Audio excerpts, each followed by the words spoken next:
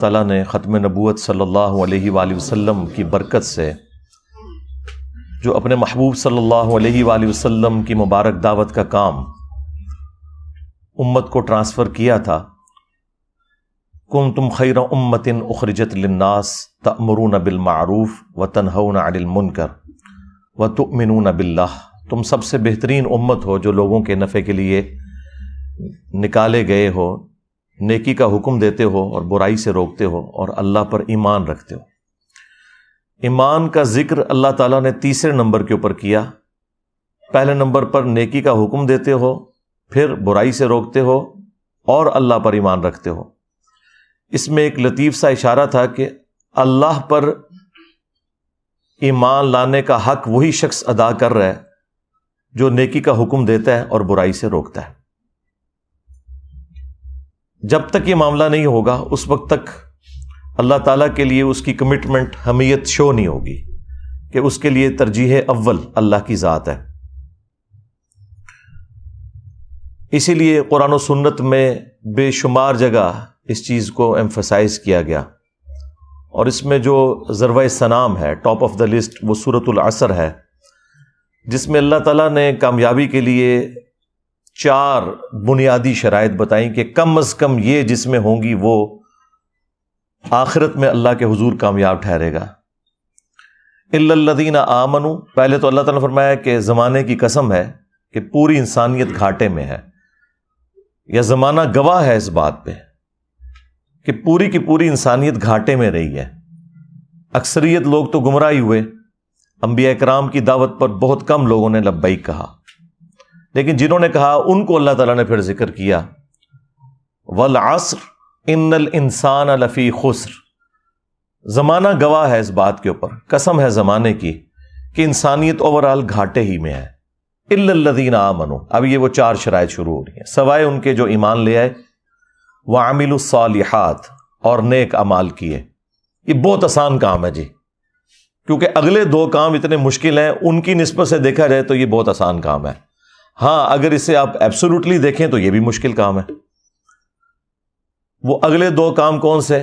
Number 3، وَتَوَاصَوْا بِالْحَقِّ، اور حق بات کی وصیت کرتے رہے، وہی امر بالمعروف ونہی عن المنکر، یعنی نیکی کا حکم دینا اور برائی سے روکنا۔ اس میں بھی جو برائی سے روکنا ہے یہ زیادہ مشکل کام ہے۔ نیکی کا حکم آپ دیں، لوگ آپ کو ہار بھی بنائیں گے، جیسے ہی برائی کا ذکر آپ کریں گے کہ یہ کام نہ میں نے کرنا ہے نہ کسی کو کرنے دینا ہے، تو دیکھیں کہ وہی عاشقان رسول، وہی عاشقان توحید آپ کے مخالف ہو جائیں گے، جس کی سب سے نمائندہ مثال رسول اللہ صلی اللہ علیہ وآلہ وسلم کی مبارک ذات ہے۔ یعنی ایک شخص 40 سال تک مکے کے لوگوں کی آنکھوں کا تارا ہے، اور ایک دعوت توحید بلند کرنے کے اوپر یہ حال ہو گیا ہے کہ ان کو اپنی جان بچا کر رات کے وقت ہجرت کرنی پڑی ہے اسی شہر سے جہاں ان سے بڑھ کر کوئی محبوب نہیں تھا، اور اس کی سب سے بڑی نشانی یہ تھی کہ لوگ آپ کو صادق اور امین کہتے تھے، اور اپنی امانتیں، اس زمانے میں بینک تو نہیں ہوتے تھے، تو سیکیورٹی کے لیے آپ کے پاس رکھواتے تھے کہ بھئی یہاں جمع کروا دی تو سمجھو محفوظ ہوگی، یہ شخص نہ کسی کو دغا دے گا، نہ کسی سے جھوٹ بولے گا، نہ کسی کے ساتھ فراڈ کرے گا۔ تو اگر رسول اللہ صلی اللہ علیہ وآلہ وسلم کا یہ سٹیٹس ہے تو باقی تو شاہی کوئی نہیں، پھر سیدھی سی بات ہے۔ اور چوتھی شرط بتائی، وَتَوَاصَوْا بِالصَّبْرِ، پھر صبر کی تلقین بھی ساتھ کرنی ہوگی، یعنی یہ آپ کو ساتھ بتانا ہوگا کہ حق گوئی کا اینڈ رزلٹ جو ہے وہ تکلیف ہے، اس کے بغیر تو اللہ تعالیٰ نے چھوڑنا نہیں ہے۔ اس لیے آپ دیکھیں کہ انبیاء کرام علیہ السلام کے اوپر اتنی تکلیف آتی ہیں۔ یہ جو آپ کو وائزین بتاتے ہیں نا کہ اللہ کے راستے پر چلنے کا الٹیمیٹ انجام یہ ہے کہ انسان کو کوئی سکھ نصیب ہو جاتا ہے دنیا میں، تو یہ بالکل آپ کو غلط بتاتے ہیں۔ ہاں، یہ بات درست ہے کہ دنیا میں آئی ہوئی تکلیف برداشت کرنا آسان ہو جاتا ہے، اور یہی ہے فی الدنیا حسنہ۔ فی الدنیا حسنہ کا یہ مطلب نہیں ہے کہ آپ کو تکلیف نہیں آئے گی، ورنہ تو انبیاء کرام علیہ السلام کو کوئی تکلیف نہ آتی، ان کے اہل البیت علیہ السلام کو کوئی تکلیف نہ آتی، ان کے جانثار صحابہ کرام علیہم رضوان کو کوئی تکلیف نہ آتی، لیکن ان کی تکلیفیں جب ہم دیکھتے ہیں تو ہم تو ان کے مقابلے میں شاہی کوئی نہیں۔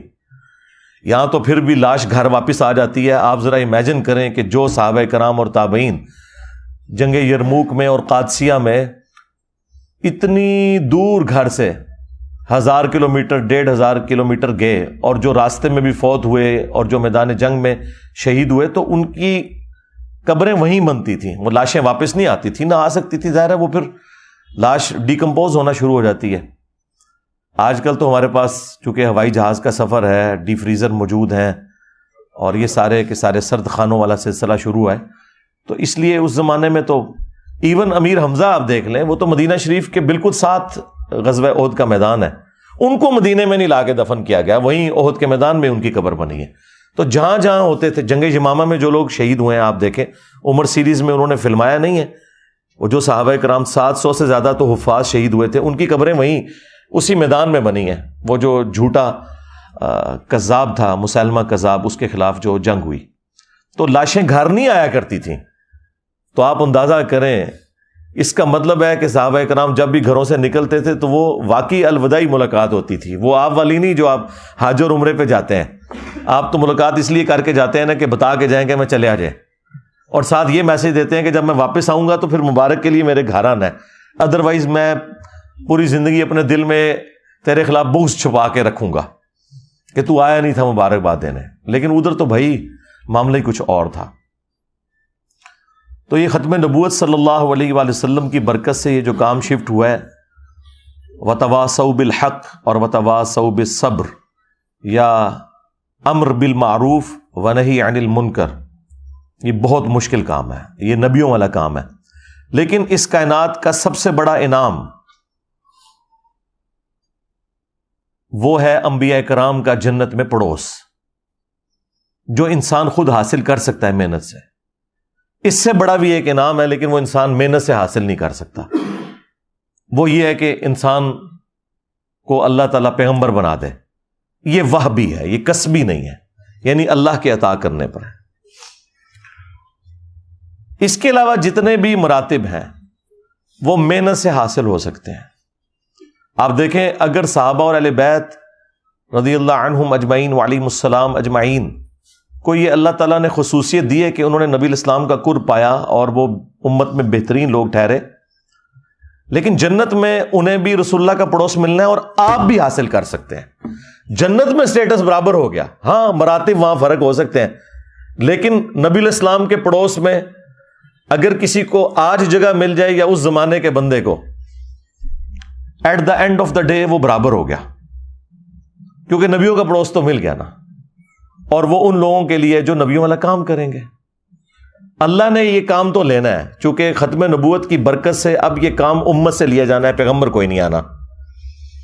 تو اب یہ امت کی خوش قسمتی ہے کہ کون کون اپنے آپ کو بھرتی کروا لیتا ہے اس کام کے لیے. آواز تو اللہ کی طرف سے لگی ہوئی ہے کہ جس نے بھرتی ہونا ہے ہو جائے, نبیوں والا کام کرے, اور جنت میں اپنے پیغمبر کے ساتھ پڑوس حاصل کر لے صلی اللہ علیہ وآلہ وسلم. اللہم اجعلنا منہم مع النبیین والصدیقین والشہداء والصالحین, آمین. اب خوش قسمتی اس کی ہے جو اپنے آپ کو اس کام کے لیے اللہ کے حضور پیش کر دے, یہ اس کی خوش قسمتی ہے. لیکن کام بڑا مشکل ہے, سیدھی سی بات ہے. اگر یہ کام مشکل ہے تو اب جو لوگ یہ کام کر کے آپ کو آسانی میں نظر آ رہے ہیں نا, تو سمجھ لیں کہ یہ وہ کام نہیں کر رہے. ہاں, چاہے وہ کسی مذہبی جماعت کا کوئی لیڈر ہے یا کسی پولیٹیکل جماعت کا لیڈر ہے, اگر وہ عیاشی کی زندگی, سکون کی زندگی گزار رہا ہے تو آپ سمجھ لیں کہ وہ یہ والا کام نہیں کر رہا. بظاہر آپ کو لگ رہا ہے کہ یہ والا کام کر رہا ہے, لیکن وہ یہ والا کام نہیں کر رہا, کیونکہ اس کام کے ساتھ وہ ساری تکلیف جڑی ہوئی ہیں. اگر وہ ان تکلیف سے نہیں گزر رہا اور دین کا کام کرنے سے اس نے اپنا دنیاوی سٹیٹس اتنا بلند کر لیا کہ پہلے اس کے پاس ایک سائیکل بھی نہیں تھی اور آج اس کے پاس پراڈوز آ گئی ہوئی ہیں, لینڈ لوورز آ گئی ہوئی ہیں, اور پتہ نہیں کہڑی کہڑی گڑیاں نے منوز قسم دی ہیں, من تو نام نہیں ہونا دے آمدے تو کو سنتا رہنا. تو اگر یہ گاڑیاں آ گئی ہیں اس کے پاس اور اس کا سورس آف انکم کوئی بھی نہیں ہے سوائے اس کے کہ وہ دین سے کھا رہا ہے, تو آپ سمجھ لیں کہ وہ نبیوں والے طریقے پہ نہیں ہے. اگرچہ انبیاء کرام علیہ السلام بھی دعوت و تبلیغ میں جب مشغول ہوتے تھے تو ان کا بھی سورس آف انکم بیت المال ہوتا تھا، لیکن وہ اس سے جدادیں نہیں بناتے تھے۔ ورنہ مجھے بتائیں کہ نبی علیہ السلام وفات تک فاقوں میں کیوں رہے ہیں؟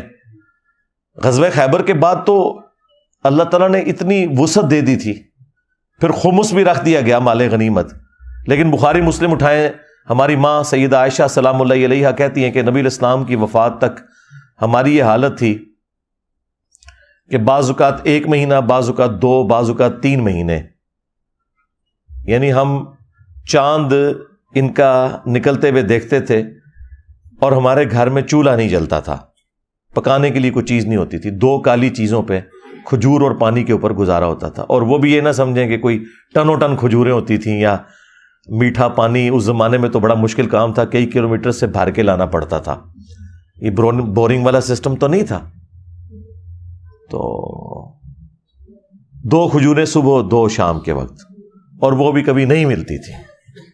آپ اندازہ کریں اس طرح کی جو صورتحال ہے، ہم اپنی زندگی کو دیکھیں اور رسول اللہ صلی اللہ علیہ وآلہ وسلم کی مبارک زندگی کو دیکھیں تو آپ کو زمین و آسمان کا فرق نظر آئے گا اس حوالے سے۔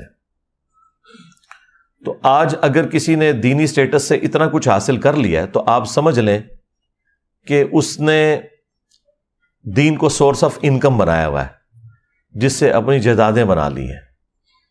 اور انبیاء کرام کے بارے میں آپ سورۃ الاعراف میں تفصیل کے ساتھ ہر پیغمبر کا جب ذکر آیا نا تو اس نے اپنی امت کو ایک ہی درس دیا ہے، لا اسألکم علیہ اجرا، اس دعوت و تبلیغ کے بدلے میں تم سے کوئی اجر نہیں مانگتا، میرا اجر میرے رب کے حضور پکا ہے۔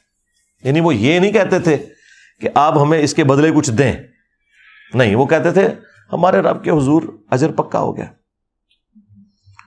تو اللہ تبارک و تعالیٰ نے اپنے محبوب صلی اللہ علیہ وآلہ وسلم کی امت کو جو یہ کام ٹرانسفر کیا ہے، یہ نبیوں والا کام ہے، اور اسی کام کی وجہ سے اس امت کی فضیلت ہے۔ آپ اکثر یہ سنتے ہیں نا کہ جی امت محمدیہ صلی اللہ علیہ وآلہ وسلم بڑی فضیلت والی امت ہے، تو اس کو وہ رسول اللہ کی مبارک ذات کے ساتھ ریلیٹ کرتے ہیں کہ شاید اس وجہ سے کہ نبی علیہ السلام کا مرتبہ بہت بلند ہے انبیاء کرام میں، اس وجہ سے نہیں ہے، اس وجہ سے ہے کہ نبی صلی اللہ علیہ وآلہ وسلم پر اللہ تعالیٰ نے ختم نبوت کر کے نبیوں والا کام نبی علیہ السلام کی امت کو شفٹ کر دیا۔ اصل میں یہ جو کام شفٹ ہوا ہے نا نبیوں والا، اس کی وجہ سے اس امت کا مرتبہ اگلی امتوں سے بڑھ کر ہو گیا کہ وہ جو انڈیویجول لیول کے اوپر انبیاء کرام مختلف علاقوں میں قوموں میں آتے تھے اور وہ دعوت و تبلیغ کا کام کرتے تھے، ان کے جانثار ساتھی ان کے ساتھ ہوتے تھے، لیکن نبی علیہ السلام کے کیس میں آپ کے دنیا سے تشریف لے جانے کے بعد یہ پوری لیگیسی ٹرانسفر ہوئی ہے آپ کی امت کے اندر، چونکہ کام نبیوں والا ملا، لہٰذا یہ پوری کی پوری امت بنی اسرائیل کے پیغمبروں کی طرح ہے۔ یہ جو اکثر وہ کہتے ہیں نا جی ان کا مرتبہ جو ہے وہ نبیوں کی طرح ہے، مرتبہ نہیں ہے، انبیاء کے تو مرتبے کو کوئی پہنچ نہیں سکتا۔ انبیاء کرام علیہ السلام کا جو سٹیٹس تھا دعوت و تبلیغ کا، وہ والا اس امت میں ٹرانسفر ہوا ہے، اس کی وجہ سے یہ امت اگلی امتوں سے ممتاز ہے۔ جس طرح اگلی امتوں میں ہر قوم، قبیلے اور علاقے میں الگ سے پروفٹ آتا تھا، اس امت میں اب وہ پروفٹس نہیں آئیں گے، بلکہ اللہ تعالیٰ وقتاً فوقتاً ہر جگہ اپنے بندوں کو اٹھائے گا جو نبی نہیں ہوں گے، نبی کے امتی ہوں گے، لیکن وہ کام پیغمبروں والا کریں گے، اور کام اتنا بڑا کریں گے کہ اگر آپ اس کا والیوم چیک کرنا شروع کر دیں نا تو اگلے انبیاء کرام کی جو محنت کا والیوم ہے اس سے یہ بہت بڑا والیوم ہے، والیوم کے اعتبار سے۔ یعنی حضرت نوح علیہ السلام نے 950 سال میں جو محنت کی ہے تو ان کی کشتی کے اندر صرف 78 لوگ بیٹھے ہوئے تھے، اور یہاں ختم نبوت کی برکت سے 350-400 بندہ تو یہاں بیٹھا ہوا ہے اس وقت، اور یہ بھی کسی نبی کی موجودگی میں نہیں، نبی کو دنیا سے گئے ہوئے آلموسٹ 1400 سال ہو چکے میں، تو یہ ختم نبوت کی برکت آپ کو نظر آئی۔ اور دعوت بھی وہی ہے، اسی پیٹرن کے اوپر ہے، زیرو ٹالرنس توحید کے اوپر۔ یعنی اگلی امتوں کا یہ حال تھا کہ حضرت موسیٰ علیہ السلام 40 دن کے لیے آلموسٹ گئے ہیں کوہ طور پر، اور پیچھے 70,000 ان کے صحابہ جو ساتھی تھے مرتد ہو گئے. انہوں نے بچڑے کا ماڈل بنا کے اس کی پوجا شروع کر دی. ایک دن میں 70,000 وہ قتل ہوئے، اور عام انسان نہیں، حضرت موسیٰ کے اصحاب. لیکن اللہ نے ان کی توبہ قبول کر لی. وہ قرآن میں ہے کہ توبہ قبول ہو گئی، لیکن کہا گیا کہ توبہ یہ ہے کہ یہ قتل کیے جائیں گے. دنیا میں اب ان کو رہنے کا حق نہیں ہے، اب ان کو جنت ملے گی لیکن دنیا میں ان کی گردنیں اترے گی. اور ادھر دیکھیں نبی علیہ السلام کو تشریف لے جائے ہوئے 1400 سال تقریباً گزر چکے ہیں، لیکن توحید اسی طریقے سے ٹنا ٹن ہے، زیرو ٹالرنس ہے. اور اگر کسی کو سمجھ نہیں آ رہی نا تو ہمارے پلیٹ فارم کی برکات دیکھ لے اور بتائے کہ اس توحید میں کوئی شخص کوئی حرف کوئی کلام کر کے بتائے کہ قرآن میں جو اللہ تعالیٰ نے جس پیشن سے توحید بیان کی ہے، جو نبیوں والی توحید ہے، شیطانی بابوں والی توحید نہیں، شیطانی توحید نہیں بلکہ رحمانی توحید، اس کے اوپر میں تفصیلی کئی ایک ویڈیوز میں بول چکا ہوں. تو یہ برکت ہے ختم نبوت کی. بخاری مسلم میں حدیث ہے قیامت والے دن کئی انبیاء اس حال میں آئیں گے، کسی کے ساتھ 4 امتی، کسی کے ساتھ 3، کسی کے ساتھ 2، کسی کے ساتھ 1، اور کسی کے ساتھ 1 بھی نہیں ہوگا. 1 بھی امتی نہیں ہوگا جو ایمان لایا ہو. اب اس اعتبار سے ذرا اس امت کو دیکھیں تو آپ برکات دیکھ لیں. بخاری مسلم دونوں میں حدیث ہے، نبی علیہ السلام نے فرمایا کہ جنتیوں کا نصف میری امت سے ہوگا. ہاں، اور ایک اور حدیث ہے بخاری و مسلم میں، نبی صلی اللہ علیہ وآلہ وسلم نے فرمایا کہ اگلے انبیاء پہ جو لوگ ایمان لے کر آتے تھے ان کے معجزات کی وجہ سے لاتے تھے. مجھے اللہ نے وحی کا معجزہ دیا یعنی قرآن. میں اللہ سے امید کرتا ہوں کہ سب سے زیادہ جنت میں جانے والے پیروکار میرے ہوں گے، کیونکہ میرا معجزہ سب سے بڑا ہے. یہ نبی علیہ السلام کا معجزہ قرآن، ٹھیک ہے. اور یہ اتنا بڑا معجزہ ہے کہ یہ اتنی لاڈلی کتاب ہے کہ اس سے پہلے کوئی کتاب اللہ نے محفوظ بھی نہیں کی، اور وہ بھی ختم نبوت کی برکت سے ایسا ہوا کہ چلو نبی تو دنیا میں موجود نہیں ہے، لیکن نبی کا خلیفہ، نبی کا وصی، نبی کا سلیبس وہ اللہ تعالیٰ نے محفوظ کر دیا. انا نحن نزلنا الذکر وانا لہ لحافظون، سورۃ الحجر آیت نمبر 9. بے شک اس الذکر قرآن یاد دہانی کو ہم نے نازل کیا، ہم ہی اس کی حفاظت فرمانے والے ہیں. تو اس کو اللہ تعالیٰ نے قیامت تک کے لیے محفوظ کر دیا تاکہ کوئی شخص یہ گلہ نہ کر سکے کہ ہم نے تو پیغمبر کا زمانہ پائے نہیں، ہمیں تو پتہ ہی نہیں تھا حق کیا ہے. اگلی امتیں گلہ کر سکتی تھی، لیکن ان کا گلہ اللہ نے اس طرح دور کیا کہ ہر نبی جب فوت ہوتا تھا نا تو فوت ہونے سے پہلے اپنی جگہ ایک اور پیغمبر کو خلیفہ چھوڑ کے جاتا تھا. اب ختم نبوت کی برکت سے اس امت میں تو نبی نے آنا کوئی نہیں ہے، تو اللہ تعالیٰ نے نبی علیہ السلام کا خلیفہ قرآن چھوڑ دیا، اور سنت یا صحیح الاسناد احادیث اسی کی تفسیر ہے. اصل میں تو وہ خلیفہ قرآن ہے. اور امت کا یہ حال ہے کہ امت کی اکثریت بشمول علماء کے قرآن انہوں نے ترجمے سے پڑھا ہی نہیں ہے. اگر پڑھا بھی ہے تو انہوں نے قرآن کو اپنا امام نہیں مانا کہ قرآن کو ہم اس لیے پڑھیں کہ ہم نے قرآن کے مطابق اپنے عقیدے کرنے ہیں، بلکہ انہوں نے یہ کیا کہ ہم قرآن اس لیے پڑھیں کہ اپنے جو بزرگ بابوں کے عقیدے ہیں نا وہ قرآن میں کہاں ثابت ہوتے ہیں، اور قرآن کی کون سی آیات جو ہیں وہ ہمارے بزرگوں کے عقائد کے خلاف ہے تو ان کا ہم جھوٹا جواب تلاش کرنے کی کوشش کریں. جس کا سب سے بڑا ثبوت ہے کہ 10-10 20-20 30-30 جلدوں کے اوپر قرآن کی تفسیریں لکھ کے لوگ مر گئے، اور حالت یہ ہے کہ پہلے صفحے پہ لکھا تھا ایاک نعبد و ایاک نستعین، اور اس کی تفسیر میں انہوں نے لکھا کہ یا علی مدد بھی ثابت ہے، ہاں یا عبد القادر جیلانی بھی ثابت ہے. یعنی جس بندے نے قرآن کی تفسیر سے یہ نکالا ہے، یعنی جو قرآن میں معنی اچھل اچھل کر باہر نکل رہا تھا وہ اس نے قبول نہیں کیا کہ اللہ تیری عبادت کرتے ہیں اور تجھی سے دعا مانگتے ہیں. ایک تو ظاہری اسباب ہے، وہ تو قرآن میں حکم ہے وَتَعَاوَنُوا عَلَى الْبِرِّ وَالتَّقْوَى وَلَا تَعَاوَنُوا عَلَى الْإِثْمِ وَالْعُدْوَانِ، لیکن ایک ہے دعا کرنا جو اللہ کے ساتھ خاص ہے. تو آپ مجھے بتائیں انہوں نے کیا تفسیر لکھی، اور توحید نہیں اگر تو باقی تو ساری چیزیں فارغ ہیں. نہ کسی کی محبت رسول قیامت کے دن اسے نفع دے گی، نہ محبت اہل بیت، نہ محبت صحابہ کرام. ہاں دنیا میں ضروری ہے آپ کو نفع دیں گی کہ چندہ آپ کو زیادہ مل جائے گا، ٹھیک ہے. دنیا پہ آپ ختم نبوت کے نام کے اوپر ڈرامہ بازی کریں، چندے ہتھیائیں لوگوں سے، اور عقیدوں میں آپ کے شرک پایا جاتا ہے، اس ختم نبوت کو چاٹنا ہے جس میں شرک پایا جاتا ہے؟ کیا رسول اللہ دنیا میں اس لیے آئے تھے؟ آپ نے اپنی نبوت کا پیغام یہ لوگوں کو دیا تھا کہ میری وفات کے بعد جو ہے وہ قبر والوں سے مانگنا شروع کر دینا اور پھر ساتھ ختم نبوت کے نعرے بھی لگانا؟ اول چیز توحید ہے، اس کے بعد ختم نبوت اور پھر باقی ساری چیزیں. اور ختم نبوت پہ بھی چشتی رسول اللہ، اشعری رسول اللہ کے بعد تو ہم نے ان کو کتنا ایکسپوز کر دیا، ان کے پاس تو بھاگنے کی جگہ ہی کوئی نہیں ہے. تو یہ سارے کے سارا ڈرامہ بازی چل رہی تھی، اور چونکہ حکومتوں میں یہ لوگ بیٹھے ہوتے تھے، کوئی حق بات کرتا تھا اسے قتل کروا دیتے تھے. یوٹیوب، سوشل میڈیا ہے نہیں تھا کہ بات لوگوں کی دوسرے لوگوں تک پہنچتی. یہ تو اللہ تعالیٰ نے چونکہ نشت ثانیہ اسلام کی کرنی ہے، قیامت سے پہلے امام محمد بن عبداللہ المہدی رضی اللہ تعالیٰ عنہ علیہ السلام کے ذریعے اللہ تعالیٰ نے دنیا پہ اسلام کا غلبہ کرنا ہے. اس کے لیے پھر اللہ تعالیٰ نے راہ ہموار کی، اور آج سے چند سال پہلے تک تو کوئی سوچ بھی نہیں سکتا تھا کہ اتنے بڑے لیول کے اوپر ریولوشن آئے گی سوشل میڈیا کی برکت سے، کہ ایک چھوٹے سے پلیٹ فارم کی آواز پوری دنیا کے اندر پہنچ جائے گی. اور وہ آپ دیکھ رہے ہیں اللہ کے فضل سے. اور کیا حالت ہے کہ مجھے تو اب نظر آ رہا ہے کہ باقی تو کسی کی کوئی بات دین کے اوپر سننے کے لیے تیار ہی نہیں ہے. ہمارے جو کمپٹیشن پہ بھی لوگ آئے تھے نا، ان میں سے بھی کئی لوگ اب دین کا کام چھوڑ کے ویلاگز بنانے شروع کر دیے. انہیں پتہ چل گیا کہ یار اب ادھر کیسے ہم اپنا جعلی سودا بیچیں گے جب آپ کو خالص سودا فری مل رہا ہے، اور وہ اتنا خالص ہے کہ اس کا ٹیسٹ لوگوں کو بتا رہا ہے کہ باقی سب لوگ فراڈ کر رہے ہیں. تو اب لوگوں نے کیوں وہ فراڈ والی چیزیں لینی ہیں؟ تو جو 2-4 لوگ بچ گئے ہیں مجھے گالیاں نکالنے والے، انہیں بھی میں مشورہ دوں گا کہ آپ جو ہے نا، آپ بھی کیلے صحیح طریقے سے رکھنے کا طریقہ، ہاں، کھیرا کاٹنے کا مدنی طریقہ، یہ چیزیں لوگوں کو سکھایا کریں. دین کا کام چھوڑ دیں یار، آپ لوگوں کا یہ کام ہی نہیں. کیوں؟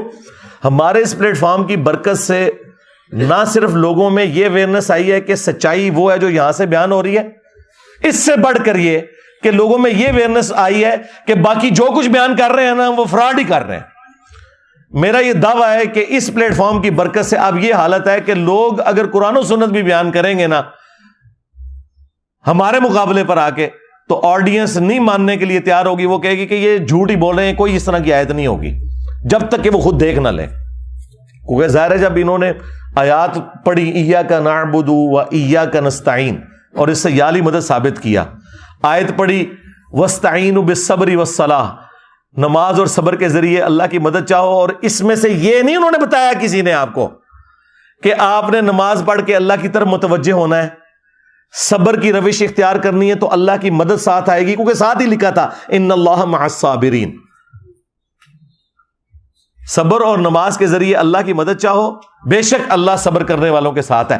جو اللہ کہہ رہا تھا وہ نہیں انہوں نے بیان کیا، انہوں نے بس یہ ٹکڑا لیا واستعینوا بالصبر والصلاۃ اور کہا دیکھو اس سے ثابت ہوا کہ اللہ کے علاوہ بھی کسی سے مدد مانگی جا سکتی. اور لعنت ہے تہاڈی سوچ اتے. قرآن کی تعریف کرنے والے لوگوں، غداروں، عزتیں اویل کی ہیں تم نے رسول اللہ کے نام کے اوپر، سواریاں سوار کی تم نے مکے اور مدینے کی آوازیں لگا کر، اور پھینکی جا کے اجمیر میں، بغداد میں اور دیوبند اور بریلی کے اندر. غداری کی ہے تم لوگوں نے اپنے نبی کے ساتھ. غدار ہو تم اپنے پیغمبر کے صلی اللہ علیہ وآلہ وسلم. تو یہ اس میں سے نکال رہے ہیں کہ غیر اللہ کی مدد ثابت ہوتی ہے. جی تو آج تک کسی بھی مسلمان نے کہا ہے کہ المدد یا نماز میری مدد فرمائیے مشکل کشا، المدد یا صبر، اور جس سے ثابت کر رہے ہو وہ تم نے کبھی نہیں کیا تھا. تو اس سے تم نے غیر اللہ کی مدد اور پھر اپنے بابے پکارنے شروع کر دیے، اس میں بھی یہ نہیں نکل رہا تھا. وہ ساتھ ہی اللہ نے کہہ دیا ان اللہ مع الصابرین، اللہ صبر کرنے والوں کے ساتھ ہے. جو نماز اور صبر کی روش اختیار کرے گا اللہ کی مدد اس کے لیے آئے گی. اس میں سے غیر اللہ کی مدد کہاں سے ثابت ہو گئی؟ آپ اندازہ لگائیں، یہ تمام بریلوی علماء چاہے پرانے بزرگ ہوں یا نئے اس آیت کو ٹاپ آف لسٹ بیان کرتے ہیں غیر اللہ سے مدد کے لیے. تمام شیعہ علماء جو توحید کا جنازہ نکالنے کی کوشش کرتے ہیں، ان کو میں نکال رہا ہوں، جو موحد ہیں، جو توحید کا جنازہ نکالنے والے لوگ ہیں، وہ اس کو پہلے نمبر پہ پیش کرتے ہیں. اس سے ان کے علمی لیول کا آپ اندازہ لگا لیں کہ انہوں نے اور آپ کو دین کا کیا سکھانا ہے.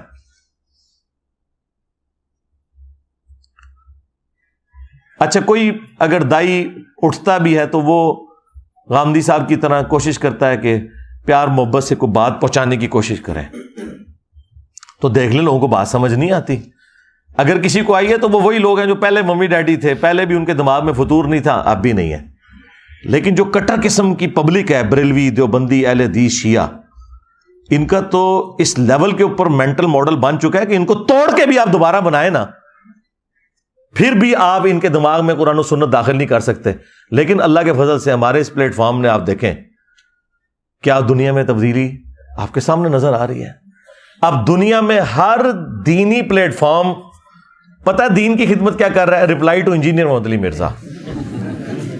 ہاں آپ دیکھ لیں, جس ٹاپک پہ میں بولتا ہوں نا, میری تصویر لگا کے نا اس ٹاپک کے اوپر اگلا بات کرتے ہیں. یعنی میں بتاؤں گا کہ دین کی کون سی بات آپ نے بیان کرنی ہے.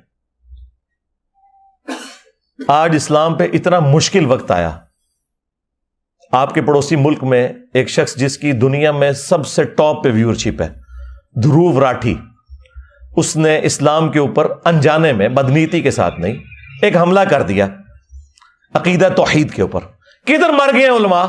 کسی بڑے عالم دین کی کوئی ویڈیو دیکھی ہے کہ اس نے جو پوائنٹ اٹھائے ہیں اس کا جواب دیا ہو؟ ہمیں یہ کہتے تھے نا جی غیر مسلموں کو جواب دیں, جی انجینئر صاحب ہمیں چھوڑ دیں. جی آپ کو کچھ چھوڑ دیں, آپ بھی غیر مسلم ہیں. ہاں بریلویوں سے پوچھیں کہ دیوبندی کیا ہے, دیوبندیوں سے پوچھیں ذرا بریلوی کیا ہے, اہل حدیث سے پوچھیں کہ یہ کیا ہے, ان سے اہل حدیث کے بارے میں پوچھیں. نہ یقین ہے تو المحنت علی المفنت پڑھ لیں, حسام الارمین پڑھ لیں, احکام شریعت پڑھ لیں. تو ہم غیر مسلموں کے بارے میں ہی کام کر رہے ہیں. ہمارے نزدیک تو آپ مسلمان ہیں, لیکن آپ چونکہ ایک دوسرے کو غیر مسلم کہتے ہیں, لہٰذا ہم آلریڈی غیر مسلموں کے بارے میں ہی کر رہے تھے. ہاں اب وہ غیر مسلم جو ادر دین اسلام والے غیر مسلم ہیں, انہوں نے جب اسلام پہ حملہ کیا تو یہ کدھر مرے پڑے ہوئے ہیں؟ کسی نے کوئی پوائنٹ ٹو پوائنٹ اس کا جواب دیا؟ اور سرکار ان کی کمپیٹنسی نہیں, انہوں نے قرآن پڑھا ہو تو جواب دینا, انہوں نے سنت پڑھی ہو تو ایک ایک پوائنٹ کا جواب دینا. میں اب بھی بات کرتا ہوں, جو میں نے ریکارڈنگ کروا دی نا 1.5 گھنٹے کے اندر, اس کو دیکھ کے رٹا مار کے کوئی ریپروڈیوس بھی نہیں کوئی مفتی کر سکتا. ٹائم قیامت تک جائے اسی طریقے سے پوائنٹ ٹو پوائنٹ رٹا مار کے میرے لیکچر نو.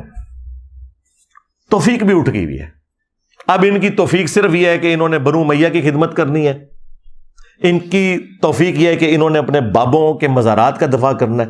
اسلام کے ساتھ ان کا کوئی لینا دینا نہیں, سیدھی سی بات ہے.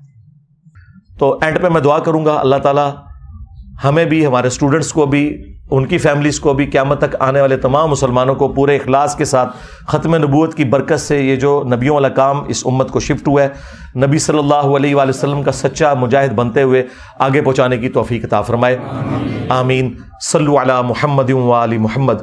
اللہم صلی علی محمد وعلی آل محمد واصحاب محمد وازواج محمد وامت محمد اجمعین الی یوم الدین. آمین.